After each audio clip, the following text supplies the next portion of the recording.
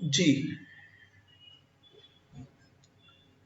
तो बात हमारी चल रही थी, डॉक्टर रंजीत सिंह भी आप पढ़ें, डॉक्टर अरोड़ा की बुक जो प्रकाश बुक डिपो की भी आप वो भी पढ़ें, और अगर आपको इन दोनों किताबों को पढ़ने का वक्त नहीं है तो आप मेरी इस 228 पेजेस की किताब को जरूर पढ़ें। मुझे उम्मीद है कि आप बहुत कुछ बेनिफिट आपको मिल जाएगा।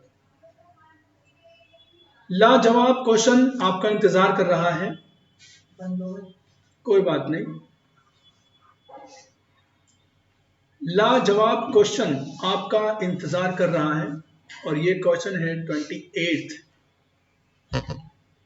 इस क्वेश्चन के आंसर में आपको लगभग 20 नए सवाल मिल जाएंगे। क्वेश्चन है हमारा, which among the following plays of Shakespeare does not belong to the major historical tetralogy. Tetralogy ऐसा ग्रुप होता है जिसके अंदर 4 वर्क होते हैं। ट्राइलॉजी ऐसा वर्क जिसके अंदर 3 वर्क होते हैं। ऐसा ग्रुप जिसके अंदर यानी 3 रचनाओं का ग्रुप को ट्राइलॉजी, और टेट्रालॉजी 4 रचनाओं के ग्रुप को। अब हम बताते चले, शेक्सपियर ने 10 हिस्ट्रिकल प्लेज लिखे थे और इन 10 हिस्ट्रिकल प्लेज को 3 हिस्सों में बांटा गया।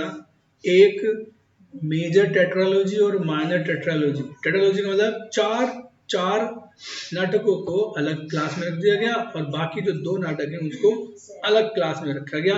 इस पूरी की पूरी चीज को हम पढ़ने वाले हैं। विच अमंग द फॉलोइंग, मैं 28 की बात कर रहा हूं।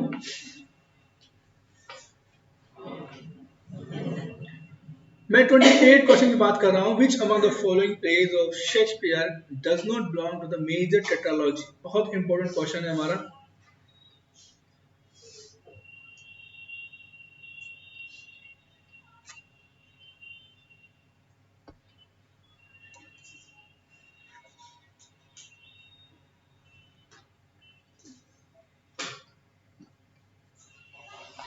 शेक्सपियर ने 10 हिस्ट्रिकल प्लेज लिखे थे और इन 10 हिस्ट्रिकल प्लेज के अंदर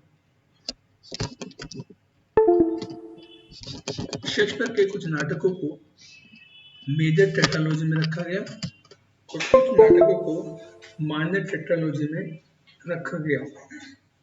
हम इसके आंसर पर स्विच करते हैं, बहुत इंपॉर्टेंट क्वेश्चन बनेगा। देखिए, सबसे याद रखिएगा, सबसे पहले Shakespeare wrote 10 historical plays. Shakespeare road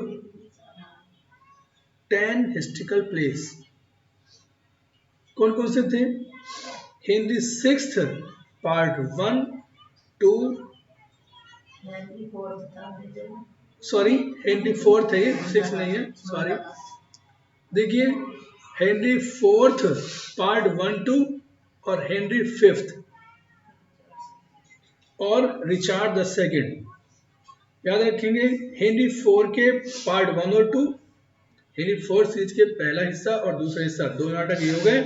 Henry fifth तीसरा नाटक ये हो गया और रिचार्ड द सेकंड चौथा नाटक ये हो गया। इन 4 नाटक हमारे belongs to the major tetralogy. ये 4 नाटक मेजर टेट्रालॉजी से संबंध रखते हैं। मेजर मतलब बड़ा। जो बड़ी टेट्रालॉजी है उसमें छोटे नाटक यानी हेनरी 4 सीरीज याद रखेंगे। दूसरी बात, हेनरी 6 पार्ट 1, 2 और 3, हेनरी 6 पार्ट 1, 2 और 3 यानी 3 नाटक ये, एंड रिचार्ड द थर्ड और तीसरा चौथा नाटक ये, Richard the third belong to his minor tetralogy. ये उसकी माइनर टेट्रालॉजी मतलब छोटी टेट्रालॉजी से संबंधित रखते हैं। हेनरी द 6 पार्ट 1 to 3 और Richard the third. King John और Henry the eighth, King John और हेनरी द एट्थ ये ऐसे 2 नाटक हैं जिनकी कोई भी टेट्रालॉजी, जो किसी भी टेट्रालॉजी से संबंध नहीं रखते। मैंने बताया टेट्रालॉजी का मतलब होता है 4 नाटकों का या 4 रचनाओं का ग्रुप। तो हेनरी द एट्थ और किंग जॉन ये किसी भी टेट्रालॉजी से संबंधित नहीं है। दो टेट्रालॉजी, मेजर टेट्रालॉजी और माइनर टेट्रालॉजी। इसे हम याद कैसे करेंगे? देखिए, एक में तो आ रहा है हेनरी द फोर्थ और दूसरी टेट्रालॉजी में आ रहा है हेनरी द सिक्स्थ। तो 4 बड़ा है या 6?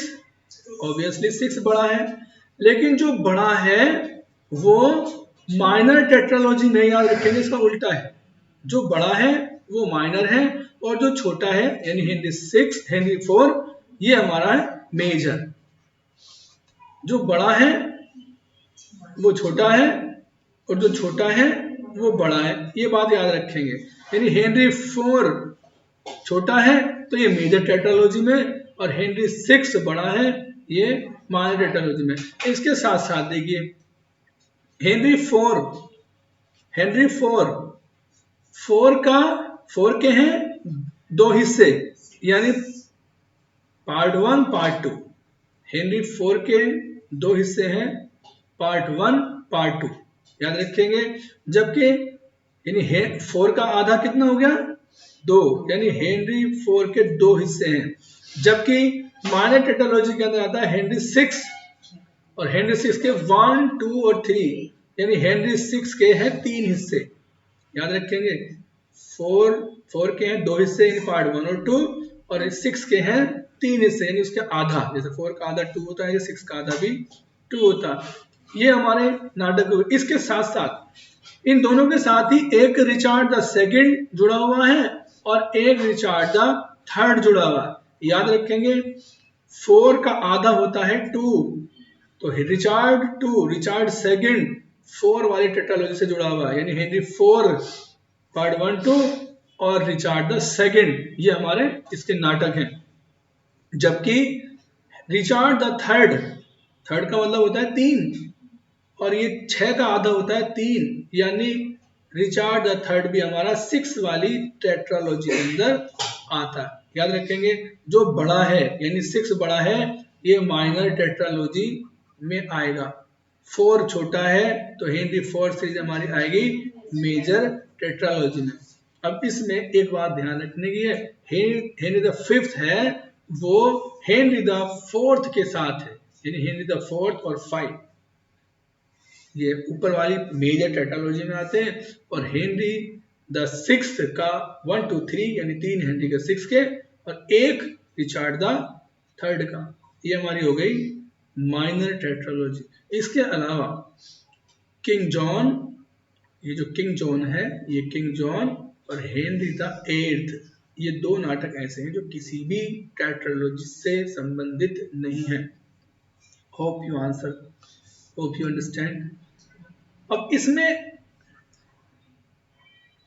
और देखिए हिस्ट्रिकल नाटकों से संबंधित और क्या क्वेश्चन आपको एग्जाम में आ सकता है। Henry the fourth part second याद रखेंगे, Henry the fourth six, Henry 6 part 2। Henry 6 के 3 हिस्से थे ना, तो 3 हिस्सों में दूसरा हेनरी 6 का second part is suppose to be the best of Henry 6th trilogy. Henry 6 trilogy, देखिए यहाँ पर टेट्रालॉजी नहीं है, ट्रायलॉजी और टेट्रालॉजी में फर्क है। यहाँ ट्रायलॉजी से पहले हेनरी है, हेनरी यानी हेनरी 6 के अंदर 3 नाटक थे, Henry 6 part 1, Henry 6 part 2, Henry 6 part 3। तो ये हेनरी 6 की ये थी हमारी ट्रायलॉजी। जबकि हिस्ट्रिकल प्ले की होती है टेट्रालॉजी। हिस्ट्रिकल प्ले में सारे के सारे नाटक हैं, उसमें 4 नाटक की बात करेंगे हम। लेकिन हेनरी 6 की अगर हम ट्रायलॉजी की बात करें इसका मतलब है हेनरी 6 पार्ट 1, पार्ट 2 और पार्ट 3। तो हेनरी 6 सीरीज का बेहतरीन, सबसे बेहतर, सबसे अच्छा नाटक कौन सा था? हेनरी 6 का पार्ट 2 याद रखेंगे इसका। हेनरी 6 पार्ट 3 के बारे में आती है बात, है the longest soliloquy in all the Shakespearean plays. Shakespeare के नाटकों के अंदर जितनी भी सॉलिलोकीज दी गई हैं, सॉलिलोकी जब कैरेक्टर अपने आप बड़बड़ाता है, जब कैरेक्टर अपने आप बड़बड़ाता है, सोली का मतलब होता है सिंगल, लौकी का मतलब होता है बोलना, स्पीच, एक व्यक्ति बड़बड़ाता है अपने आप जोर से, उसकी बात ऑडियंस सुनते हैं, उसकी बात जो बाकी कैरेक्टर्स हैं वो नहीं सुनते, क्योंकि स्टेज पर बाकी कैरेक्टर्स होते नहीं। शेक्सपियर नाटकों में जितनी भी सॉलिलोकीज हैं उनमें सबसे लंबी soliloquy Henry the six part third के अंदर होती है। ये चीज याद करने की है। एक और बात इससे संबंधित है, मोर बैटल सीन्स। हेनरी सीरीज में सबसे ज्यादा बैटल सीन भी Henry six part third play के अंदर है। 4 बैटल सीन्स हैं, 4 युद्ध के सीन है, जंग है, 4 बार याद रखेंगे, इसका इंपॉर्टेंट है। उसके बाद देखिए किंग जॉन और Richard second are only 2 plays, केवल 2 ऐसे प्ले हैं that are written entirely in verse. ये दोनों नाटक ऐसे हैं जो लिखे गए हैं पूर्ण रूप से वर्स में, यानी पोएटिक ड्रामे के रूप में ये लिखे गए हैं। किंग जॉन और रिचार्ड द सेकंड। एक चीज इंपॉर्टेंट है, the play king John is remarkable for the fact that Magna carta is not mentioned in the play. ये बात ध्यान रखेंगे। Magna carta, first ruling book for English person.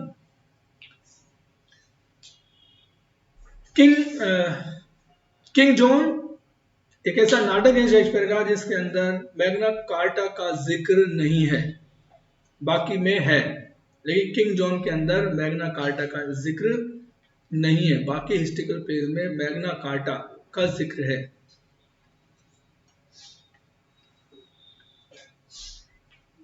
वापस हम नेक्स्ट क्वेश्चन पर आएंगे।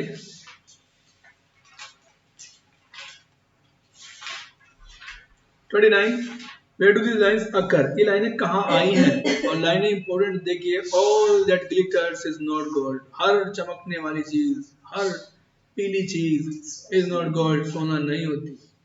बहुत ही फेमस लाइन है, द मर्चेंट ऑफ वेनिस की लाइन है। और द मर्चेंट ऑफ वेनिस की लाइन है कहाँ, किसी के द्वारा बोली नहीं है ये लाइनें, बल्कि ये लाइन लिखी हुई होती हैं। The line was written on the paper in the gold casket, on the paper in the gold casket। ये लाइन लिखी गई थी, एक पेपर पर लिखी हुई थी, गोल्ड कास्केट में, picked up by Duke of Morocco, जिसको ड्यूक ऑफ मोरक्को ने उठाया था। क्वेश्चन बनेगा गोल्ड कास्केट किसने उठाई थी? द मर्चेंट ऑफ वेनिस ने, तो ड्यूक ऑफ मोरक्को उठाते हैं। As he wanted to win Portia for his wife, क्योंकि वो पोर्शिया को अपनी पत्नी के रूप में जीतना चाहता था, बट फेल्ड, लेकिन वो असफल होता है इस काम में। Duke of Aragon choose a silver casket. Duke of Aragon चांदी की पेटिया, चांदी की छोटी सी पेटिका उठाते हैं, चांदी वाली टोकरी उठाते हैं, that contained the head of a fool, जिसके अंदर एक मूर्ख का सर था। But only Bassanio chose the right casket, और बेसेनियो ही सही कास्केट चुनते हैं। और वो कास्केट इड ईट्स, IE का मतलब होता है इड ईट्स, दैट इज, यानी कि द लीडन कास्केट, लीड की बनी हुई कास्केट चुनते हैं बेसेनियो, और जीत लेते हैं पोर्शिया का दिल और बना लेते हैं उसको अपनी वाइफ। नेक्स्ट क्वेश्चन है हमारा, पैराडाइज लोस्ट से आता है। लाजवाब question. Rose like an exhalation with the sound of dulcet symphonies and voices sweet. आपने एक शाहिद कपूर की एक मूवी आई थी, फटा पोस्टर निकला हीरो, यानी पोस्टर फटता है और उसमें से निकलता है हीरो। उत्पन्न होता ऐसे, पोस्टर फटा और निकला उसमें हीरो। यहां पर रोज का मतलब गुलाब नहीं है, यहां रोज का मतलब राइज की सेकंड फॉर्म है, निकलना, निकलना, उगना या पैदा होना। रोज लाइक एन एक्सहेलेशन, एक्सहेलेशन बना एक्सहेल से, एक्सहेल, एक्सहेल का मतलब होता है बाहर निकालना, और इनहेल का मतलब होता है अंदर लेना। इनहेलर मशीन होती है, एक पंप होता है जिससे वो सांस अंदर लिया जाता है। एक्सहेलेशन का मतलब होता है बाहर निकलना कोई चीज। बात चल रही थी जब ईश्वर ने बनाया था पेंडिमोनियम। पेंडिमोनियम का मतलब होता है, पेंडिमोनियम बना है 3 मॉर्फीम से। मॉर्फीम शब्द का वो हिस्सा होता है जिसका कोई मतलब होता है। इसके अंदर पेन है, PAN, पेन। पेन का मतलब होता है ऑल, पेन जहां भी जुड़ जाएगा उसके अंदर ऑल होगा। जैसे वर्ड आता है पेनेसिया, पेनेसिया रामबाण, इलाज की चीज का रामबाण, मतलब cure for all disease, panacea पेन है। जैसे पैंथीस्ट, पैंथीस्ट का मतलब होता है वह व्यक्ति जो हर चीज को, हर चीज की पूजा करता है।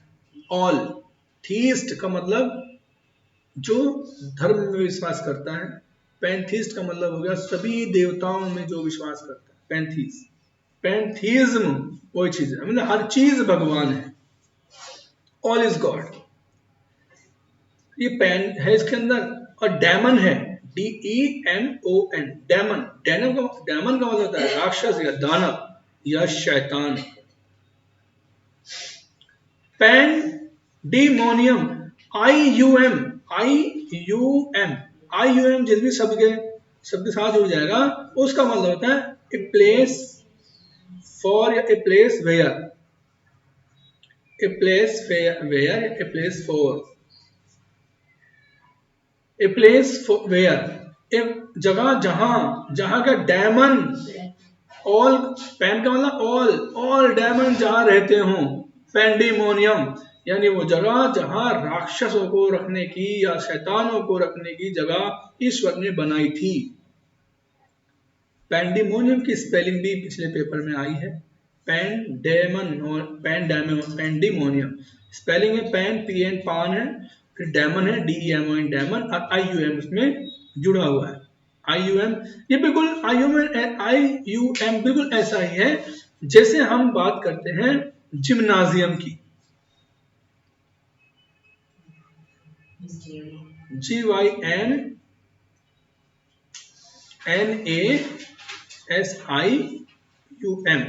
जिम्नाजियम। तो जिम, जैसे कि आप लोगों भी जानते हैं, जिम शॉर्ट फॉर्म होती है जिम्नाजियम की। तो जिम्नाजियम, जिम्नास्टिक्स, यम, यम का मतलब होगा वो जगह जहां पर जिम किया जाता है उसको हम कहते हैं जिम्नाजियम।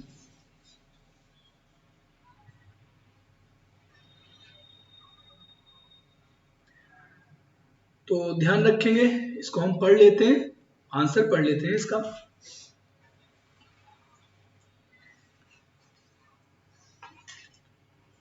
यहां पर यह बात याद करने की है कि इन book first of the Paradise Lost, the evolution of pandemonium has been described by Milton। Question बनेगा पेंडेमोनियम का जो इवोल्यूशन है, उत्पत्ति पैराडाइज लोस्ट की कुछ किस किताब में है, किस बुक में है? तो बुक फर्स्ट में है। जब ईश्वर ने शैतानों को भरने के लिए जहन्नुम बनाई, नरक बनाया, तो उसकी आवाज कैसे निकली, वो उस तरह का कोटेशन है, रोज लाइक एन एक्सहेलेशन, निकली। ये पेंडेमोनियम को उसने पैदा किया ऐसे कहीं से निकली, कहीं से अचानक से निकली हो कोई चीज, उत्पन्न हुई हो कोई चीज, एक्सहेलेशन, किसी चीज के अंदर से बाहर निकली हो। With the sound of dulcet symphonies, आवाज सरसराहट की आवाज, सरसराहट की आवाज के साथ। सिम्फनी का मतलब होता है अच्छी आवाजें, अच्छी आवाजें, वॉइसेस, आवाज, स्वीट, मधुर आवाज, मधुर और स्वीट आवाजों के साथ। डल सेट ये एक प्रकार का म्यूजिकल इंस्ट्रूमेंट होता है, जैसे बाजे से बज रहे हों, ऐसे इस तरह से आप ऐसे आवाज निकली, आपने अगर सुन ली हो तो। जी, रॉकेट वाली आवाज, हाँ, रॉकेट की तरह आवाज से वो निकला। सिम्फनी के अंदर भी दो शब्द हैं, सिम और फोन। सिम जहां भी जुड़ जाएगा उसका मतलब होगा सेम, कुछ अच्छे के सेंस में, और फोन आ जाएगा आवाज। सिम्फनी का मतलब हो जाता है सेम आवाज, यानी बैलेंस्ड आवाज। जितनी चीजें की, जितनी आवाज की जैसे जरूरत है उतनी आवाज सामने आना सिम्फनी कहलाती है। एल्यूमिनियम की भी स्पेलिंग आ जाती है, हेवन और अर्थ, ध्यान रखेंगे, बहुत ही इंपॉर्टेंट क्वेश्चन बन जाते हैं। नाउ हम बात करते हैं 31st क्वेश्चन की। Who places 500 pounds at the disposal of Orlando? लाजवाब क्वेश्चन। ऑर्लैंडो के बदले में, ऑर्लैंडो को डिस्पोज करने के लिए कितने रुपए दिए गए थे? ये क्वेश्चन बन सकता है। 500 पाउंड दिए गए थे, 500 पाउंड। दिए किसने थे? लीब्यू ने दिए थे, या जैक्स ने दिए थे, या ड्यूक ने दिए थे, या एडम ने दिए थे? तो इट वाज एडम। क्वेश्चन का आंसर हम पढ़ लेते हैं, इसकी एक्सप्लेनेशन। एडम कौन है ये? Adam the servant of Oliver. Oliver का ये नौकर है। In the play as you like it, question बनेगा एज यू लाइक इट में ओलिवर का नौकर कौन है? तो ये है Adam. As you like it places 500 crown, ये 500 क्राउन की मुद्रा देता है at the disposal of Orlando, Orlando के को छुड़ाने के लिए। किस सीन एक्ट में? Act second, scene the third में। द स्पीच ऑफ एडम, ये वाली जो एडम की स्पीच है, before Orlando ends with these lines. Adam की स्पीच ऑर्लैंडो के सामने जो स्पीच देता है वो समाप्त होती है इन लाइनों से। वो लाइनें क्या है? He that hath the ravens feed, जो व्यक्ति, जिस व्यक्ति ने काले कौवों को भोजन खिलाया। काले कौवा, रेवन, रेवन जो कौवा है, काला कौवा, वो सिंबल होता है अपशगुन का, खराब पक्षी माना जाता है। जो काले कौवों को फीड करा, जिसने काले कौवों को भोजन खिलाया, उसको पोषित किया, ये समझ लेना ये प्रोविडेंटली कैटर्स फॉर द स्पैरो, निश्चित रूप से गोरैयों को मारने के लिए उनका सबब बन रहा है। यानी उससे जो स्पैरो, जो खूबसूरत चिड़िया होती है, उससे वो नुकसान में रह जाएंगी। यानी कहने का मतलब ये है, जो व्यक्ति किसी दूसरों के लिए शेर को पालेगा या सांप को पालेगा, संभवतः वो सांप उसी को डस लेगा, वो शेर उसी को खा लेगा। यानी जो व्यक्ति दूसरों के लिए गड्ढा खोदता है, संभवतः वो गड्ढा, उस गड्ढे में वो खुद भी गिर सकता है। कैटर, CATR, कैटर, कैटर एक वर्ड है, आपने ट्रेन में देखा होगा। कैटरिंग, कैटरिंग की जो व्यवस्था है वो कौन देखेंगे? तो कैटरिंग का मतलब है खाने पीने का सामान, रसद का सामान, जो जरूरत के सामान है, वो जगह जहां जरूरत का सामान मिलता है, खाने पीने का सामान मिलता है, उसको कैटरिंग कहते हैं। तो कैटरिंग मतलब खाने की तैयारी कर रहा है वो स्पैरो के लिए। जो व्यक्ति रेवंस, जिस व्यक्ति ने रेवंस को भोजन खिलाया, यानी काले कौवों को खिला खिला के मोटा किया, वो समझ लीजिए वो उन कौवों को खिला खिला के मोटा कर रहा है। किसके लिए?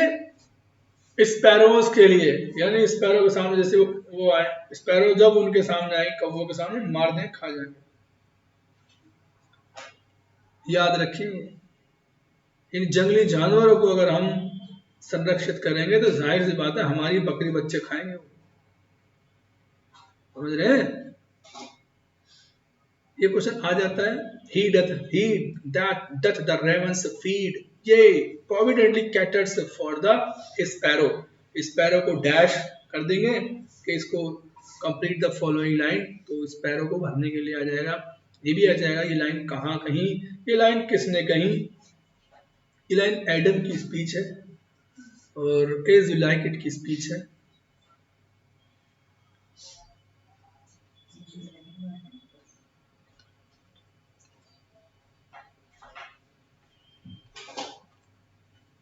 यहाँ पर हमारी खत्म होती है।